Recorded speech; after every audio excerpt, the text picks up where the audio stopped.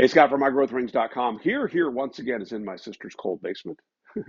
And in this video, we're going to talk about this little fella right here, balanced on the end of my Shopsmith toolbox, is a set screw. And they're kind of common, but are they really?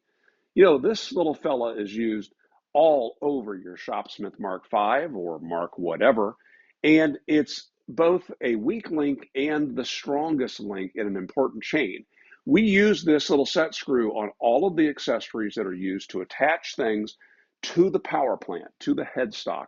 And in this video, we're going to talk briefly about that set screw, how common and uncommon it may be, and a solution for getting by if the set screw that you absolutely need just isn't on hand. So these are just a few of the accessories that I have laying around here that attach to the Mark V using a very similar set screw. In fact, if we pull one out of here, this is a lower drive hub that is typically used to drive high-speed tools such as the jointer.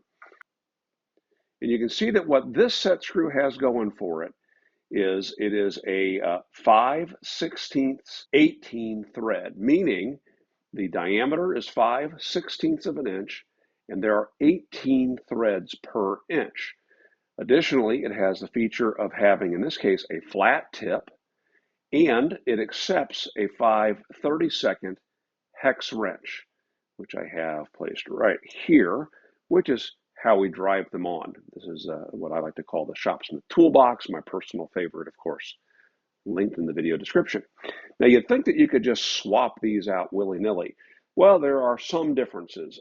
Most of the set screws that are used on these accessories that go onto the headstock are the same diameter and the same tip, the flat tip, but they do come in different lengths. The one that is probably most common is this one right here, which comes in at 1/4 inch. And in fact, it's getting really hard to find a set screw that has a flat tip.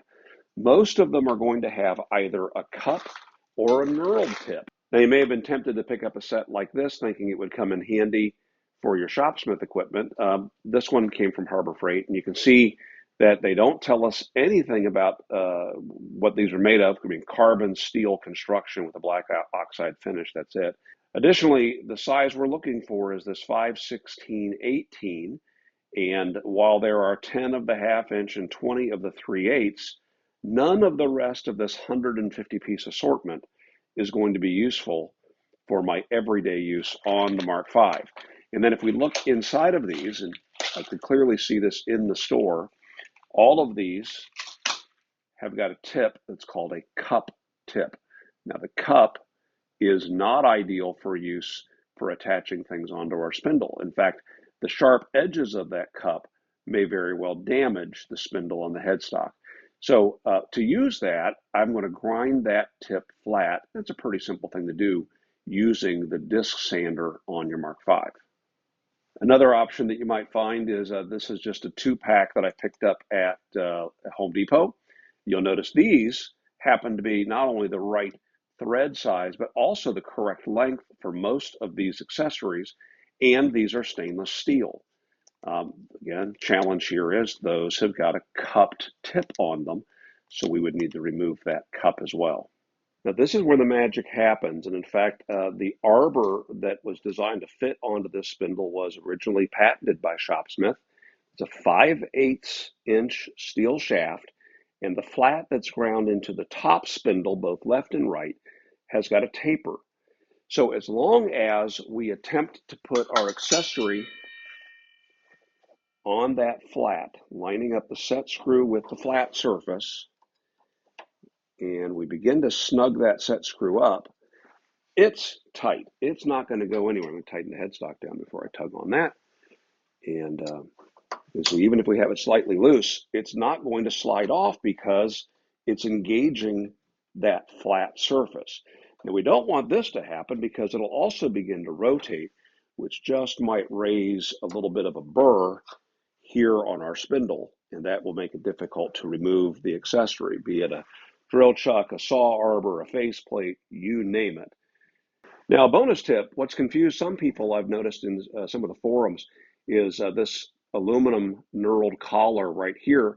It's also held in place with a set screw That set screw is in alignment with the flat on the outer portion of the spindle.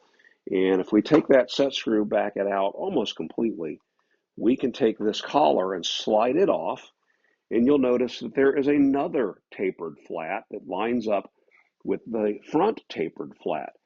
Now let's pull this set screw out, and you'll see what's happening here. Oh, look at that.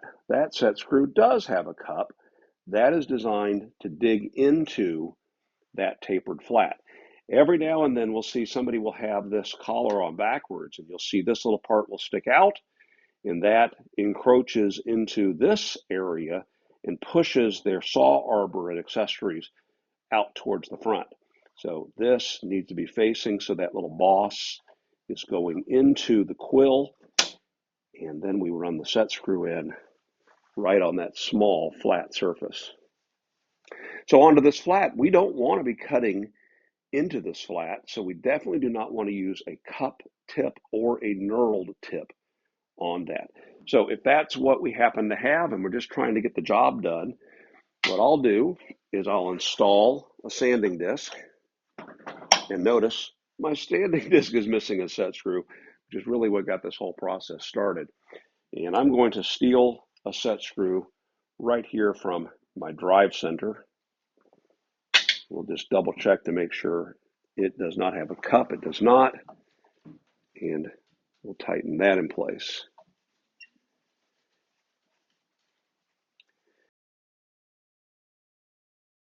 Working on the downhill side of this disc, I'm going to create a flat surface from this cupped set screw.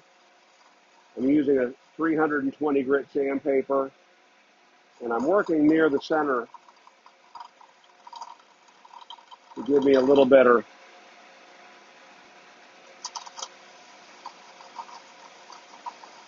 control. You can see we've almost removed the cup entirely.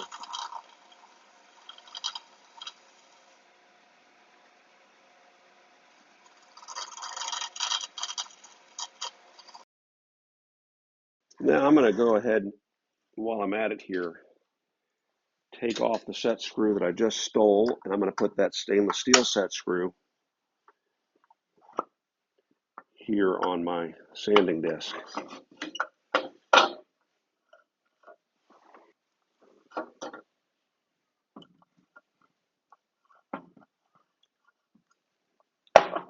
Try that out.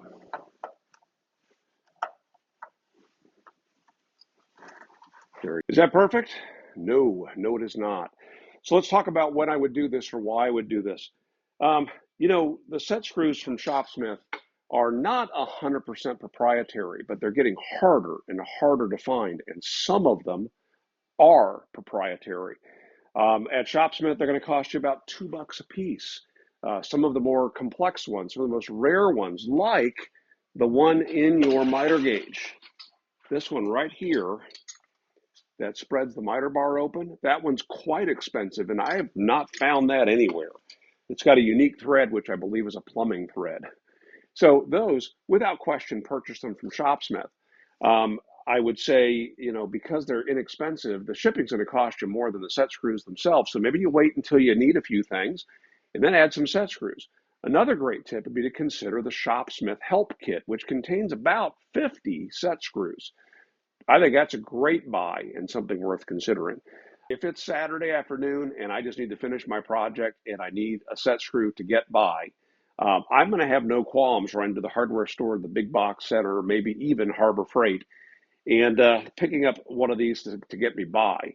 I feel much better, though, using OEM parts from Shopsmith because I know they're the proper hardness, the proper length. Everything about them is going to work just fine.